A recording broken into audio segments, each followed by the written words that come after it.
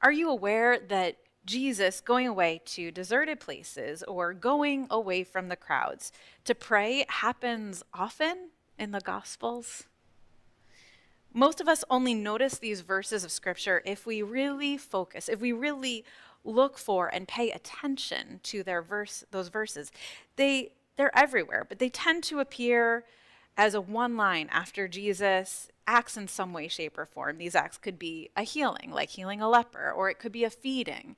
They're just really quick one liners. So if you're not paying attention to them, you're not going to see them. But Jesus shows us, too, that it's important to take that time to recharge, to be aware of the presence of God among us and around us. Now, as I said, we may each have different ways that we nourish our spiritual lives. But I would say that each of us does need to find time to be alone, to pray to God, to talk to God, to listen to God, and to find that inner peace. We heard today that Jesus, in his ministry of healing, needed to find time and space away from others to renew himself spiritually.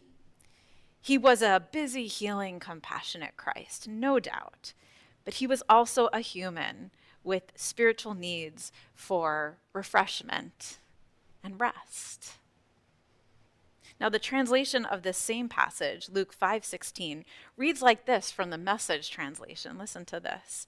As often as possible, Jesus withdrew to out-of-the-way places for prayer.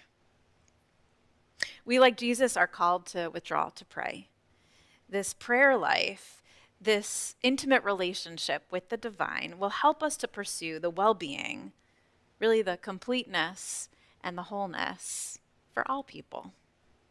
And so we're invited to cultivate a spiritual life that can sustain us through our years by following Christ so that we may be beneficiaries and agents of peace.